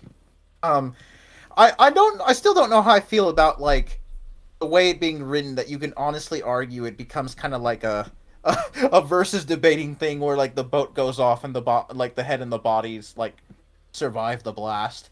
But it's like, I mean, for what it was, I do think the ending to part 1 was fine. I still love the end. I still love that drawing that Deck made. That's just Dio's head holding Jonathan's corpse underneath the coffin, waiting for Arena to get out so he can just climb on in. I don't think I've ever seen that drawing. Honestly. It's on my verdict on the cardio blog. Post it just in the chat. Oh, I'll take a look at it afterwards then. I like imagining those final moments we don't get to see is just Dio and Jonathan shit talking one another. like Dio says something really like rude about Jonathan's wife when he thinks Jonathan's dead, and Jonathan just like snaps back and is like, "No, I'm still alive, you daft cunt. The fuck you just say?" And they just like, every JoJo character's final word shall end in cunt. Well, I mean, they are, those ones are British. Dio and Jonathan are British. It's you can call it a nice little bookend that Jonathan's final word is going to be cunt, and then so is Dio's. And it's so weird that the only JoJo like real loss that I can think of at the moment for like popular matchups is probably Akira to Adachi. JoJo yeah, but I mean, episodes that haven't happened yet. I feel like I saw it. I don't know how I feel about Okiasu versus Kuabara in that regard, because like I get that logically, Okiasu just erase his ass, but also, his first move in almost any altercation is to just punch a guy with his fist. Yeah, I mean, Okiasu versus Kuwabara would be a really fun fight that would definitely have some just hand-to-hand just come out. Yeah, I like imagining that they just don't use their powers for a good chunk of the fight. They're just punching each other in a bare-knuckle brawl. it's really, really funny because Kuabara is infinitely stronger, has more varied abilities, can do literally everything that the hand can do, can see and hit the hand, is smarter than Okiasu, is more experienced than Okiasu. I would personally say he's a better written character despite me loving Okiasu. So he basically has every goddamn advantage except for speed. But the only argument you can make for Okiasu to actually lose that fight is that he's too stupid to use his main ability in time. Which, to be fair, if we're being fair here, that is a pretty solid argument that Okiasu is. Just wait till the day Yu gets fast enough. Just something's gonna happen. I'm just thinking if like Slayer would get any other matchups. Like Nezuko Alphonse, I honestly feel is a DBX idea. I know we mentioned earlier Nezuko can work. It kind of just feels like a DBX idea, honestly. As I mentioned before recording, you say that, but I want to just note that Jonathan remained. I know, but it's like all her appearances, Nezuko will have more material than Jonathan. Jonathan didn't get shelved off for like the last 3 episodes of his series, or like last third. Nezuko gets like shelved off for like the entire. You're right. He got shelved off for the last like 150 episodes of his series. Jonathan's actually good. Fair. I guess you could say his body still got feats. I feel like Muzan isn't impossible for an episode. I don't know what matchups he has though. Muzan's main 2 matchups are Father, Full Metal, and Naraku from Inuyasha. I would take Naraku hands down. Take Naraku. Father that sounds more interesting than just he is like, I don't know, that just doesn't sound interesting to me. I don't really like just thinking about Father Muzan. I do not like the interactions that would come out of that. Yeah. Like Muzan versus Naraku is basically you got these 2 very resilient and old ass demons that make a ton of like subordinate demons and are actively hunting down some guffin to basically complete their immortality so that they can reign on for eternity. And also both have quite notable scenes of disguising. So, yeah. I'm trying to think. Zenitsu, I'd rather not get on the show, period. I'm sorry, I just do not want him in. You already mentioned the other matchup for the more based character. Mm-hmm. There is the last one. You thought of this. Like, wasn't it like the upper 3 moons versus like the 3 remaining pillars from part 2? I wouldn't do it as a 3-on-3, but I did mention that there's a comparison to make there because you have 3 ancient undead. You have 3 ancient assholes that are allergic to the sun, and the youngest of them is an honor-bound fighter that uses like wind pressure type techniques to fight. You have a fire and an ice user that's kind of like an eccentric weirdo, and then you have an old asshole that is older than everyone else that can protrude blades from their bodies. And in both cases, at least 2 of them directly follow a super old asshole that's trying to conquer the sun by using some kind of MacGuffin that they do briefly succeed in some way. So there's a lot of comparisons to make there. The only real difference is that in Seaman's case, the oldest of the 3 and the asshole that they're all serving are 2 separate characters, whereas with the Pillarmen, they are both cars. So where's Santana? Where's the comparison with Santana? Are we just going to forget about him? The fourth one everyone forgets about and has a fight that's not nearly as interesting as the other one. No, that's a really sad comparison, but I don't know what I was expecting there.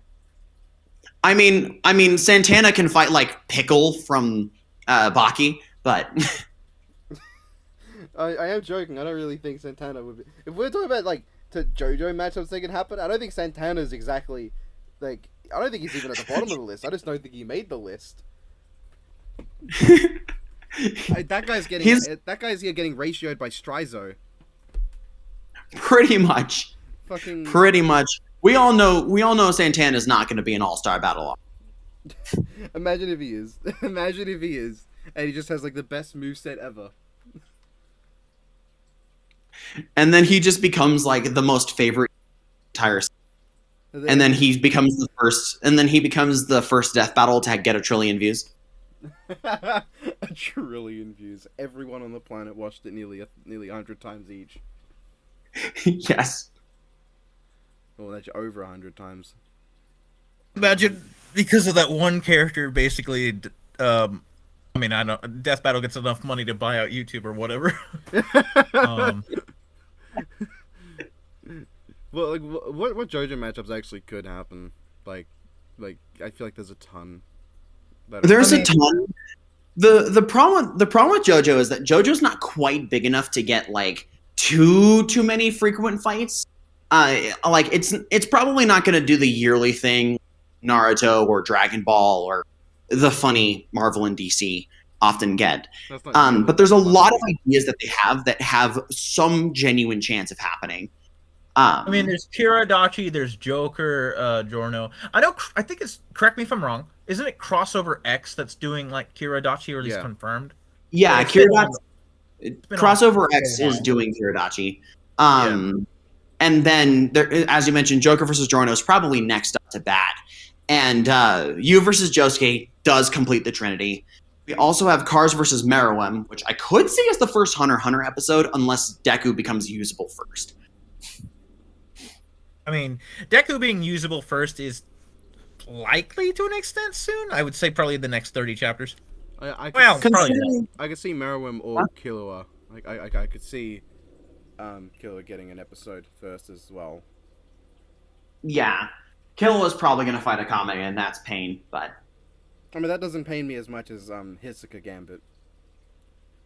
Hisoka Gambit should not exist. To anyone who likes it, I'm sorry, it should not exist. Every time I look at that matchup, I keep thinking, wow, I really fucking want Gambit to have a good fucking matchup one day. Something that I will say is that a mixed bag of opponents is Joseph Joestar. Can I just go on a little side tangent really quickly? Sure. Okay, yep. Joseph Joestar versus Spider-Man is a matchup that I've had many times, but that shit is fucking ass. I keep seeing like massive post connections for the idea, and I have major problems with so many lists of them, because what it basically boils down to is you have witty heroes that are sometimes able to swing around on. They have blonde people close to them that died. Sad. And that's about it. Oh, they also have older women that take care of them that they really like. Would you be fucking... Wow, you're gonna be fucking shocked to learn that most goddamn people in the world have an older woman in their life who takes care of them. That sounds like the typical Discord, like, mega list of fluff that's added, and not pretty much. Pretty much. And I want you to keep in mind, I'm cutting out, like, some people have mentioned whole connections about, like, comparing Miles Morales to Jotaro, because both of them acted like mentor characters to guys dressed in black that have similar powers to them. Yeah, no. The worst one of all is one of the main things everyone, both of them being from New York, which is an outright lie. Joseph is a British guy that visited New York at the start of Battle Tendency and fucked off until the end, where he moved after Battle Tendency ended. Fucks. He's not a New York fucker in any part where he is. Where does he live in Part 4? Curious. Where does he live in Part 3 and Part 4 normally? So he does live in New York City after Battle Tendency ends, but he does not grow up there, and he's not really from there. He doesn't really stay there either in Part 3. Yeah. He basically moves to New York after the events of Battle Tendency and becomes a real estate. Okay. I know that your favorite for him right now is like Shikamaru. Mm-hmm. Absolutely. I just remember like talking about that, and the interactions from it sounded really interesting, especially with like Shikamaru's current power placement. Yeah, Shikamaru is not like a super complex theme. You basically have two geniuses that got by just inheriting a light and dark related power from their bloodlines, that they just kind of skid by on the bare minimum, just using their raw wit and their natural talents to get ahead, until event shenanigans ensue. In both cases, like a real catalyst for it is kind of is a grievous injury that at least seemingly really big non-related father figure in their lives that eventually leads them to really start properly training and becoming proper fighters that will use their genius intellect and their abilities to go and beat the shit out of people. But to really summarize, it's really just light versus dark geniuses, inherited power from bloodline. That's what really matters. Part of me is always worried about Joseph getting on Death Battle because I do not trust them to like write his wit correctly. Like especially against someone like Shikamaru. Like Shikamaru's fight with what's her face in the Chunin exams is Shimari? Yeah, is one of my favorite fights just because there's a lot going on in it that you don't or you don't immediately notice everything, but when everything sort of comes together, you realize that everything's been set up from the start of the battle, and it's all really smart. I mean, I think that Hidan fight kind of implemented that to an extent. Maybe not as subtle as the Tamari fight, but I will say that the big thing with any Joseph fight is Joseph is literally called by Araki a trickster character, and if you're gonna do Joseph in Death Battle, you have to focus on the big brain play because that is where he is at home. That is his character. To not focus on that would be not doing Joseph justice. And that's even bigger if you pair him with another big brain like Shikamaru. Yeah. Death Battle would absolutely have to give a genuine attempt at really focusing on making a real battle of wits between them. I feel like it would come a point where the amount of time that would go in to like the writing for that might get to a point where they just think it's not worth it and just make it a generic sort of anime punchy battle and then just have one thing that was set up at the start that comes back at the end as opposed to being like consistent plays throughout. I feel like that's how they do it, and like that works, but it doesn't. I would really hope they don't go that route, but I would like to see them attempt it. I would like to see them like really put in the effort to make them seem like they're just really fucking smart. But I mean, they also did Grey vs. Esdeath, and those two are some of the smartest fighters we've gotten on Death Battle, and they also just kind of threw out big attacks with no real strategy. So this is not related to like that, but one thing I don't want is we have like 3 other combatants we know that are gonna show up, and I'd rather not have another one in sequence right after this one. Oh yeah, I mean, I want something. I am a massive fan at this point of like Magneto Tetsuo, but I would still not like it to be next. I'd rather it be on the second half or like. Honestly, I think Vegeta Thor is probably going to be like the end of the first half or the start of the second half.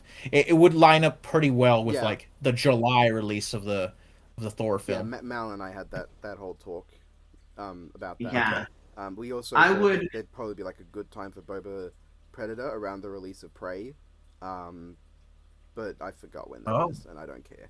I'll look it up later. I forgot that was even a thing. For fuck's sake, a Predator movie called Prey. Oh, every time. I hate it. I hate it. I'm just not a fan of modern Predator films. I stick with I don't know what what you guys think of past 2, but I'm generally just a 1 and a 2 guy. I like Predators. That's my second favorite Predator movie. And then The Predator is atrocious and is the worst one to me. Like, I think I'd rank it Predator, Predators, Predator 2, Space, The Predator. Yeah. I can say though that as someone who loves really enjoys JonTron as a matchup, that I was more concerned than anything when I saw it announced after Wantana, just because it feels like a repeat of last season where we got 6 revealed characters that ended up being the entire first half of the season, and then we got like another 6 revealed part way into the second half. I really don't want that. It does not bode well for me that we got another 3 in a row, and I really, really hope that that history does not repeat itself. At the very least, in the next 2, I would like to be not revealed episodes. For sure. I'd like to be actually surprised. If I fucking see the slightest glimmer of Tetsuo's big fat testicle head in the next goddamn episode, I will be unhappy. Same. Also, I want to point out that Blake, from RWBY has been in both of the. It's been in 100% a season 9 episode so far. I think I would be unhappy initially, but if like the episode is just really good, I'd probably accept anything beyond that. But yeah, 3 already is kind of pushing it. I do want Magneto Tetsuo to be like the pinnacle of the season. Honestly, I really want it to be good. I still don't like that matchup. I could understand why. It's like, well, like, do you want to? I guess I wanted to ask, like, is it more so like connections lack of? Because I do admit that the fight is like very heavily aesthetic. It's kind of like aesthetic vibe works so good for it that's kind of like one of the reasons I like it. I just don't think it sounds interesting as the fight. I just think it sounds kind of just power sets, no real character going on. It doesn't interest me. That's fair. Well, I do be needing to go. Yeah, we've been going on for fun. About an hour 40 odd minutes. So a bit of this was fun. Cut out. But yeah, this was fun. Right. And I won't need to put I won't need to put as many scans in. Cyber, if you could please just drop some of the calcs. That's probably about all I need for Demon Slayer. I won't need to bother with the JoJo side because that's already in DL. Literally just link, like, if you do want to do anything with the JoJo, just link in the description, like, the prior, like, G1 blogs. Those I'll pretty link much in the have description, everything. Dio versus Alucard. Yeah. No, you should get proof that Dio and Jonathan scale to one another. Just be a picture of Dio wearing Jonathan's body. What you should do is take that one picture that they say with like as determined in Naruto versus Ichigo and just replace that with Dio versus Alucard. That's probably gonna show up. I can imagine. Oh no, it probably will. Oh fuck. Very fun stuff. I do not want Planet Waves becoming the next base form Naruto. To be fair, if they do a bunch of JoJo fights, most characters are gonna be scaled to that. I know. At least admittedly, I don't think Okiasu Kuabara would be. I feel like they could get away with not really bothering with attack potency too heavily for Okiasu when it's literally irrelevant to him in general. But I don't know. But yeah. Now this was fun to do. Yeah. You guys can say goodbye. All right. Adios. Farewell. And even to Canadians, adios. Wow. He's in a good fucking mood. Yeah. Alright. Have a good one, fellas. I'll see you for next video. They will not be there.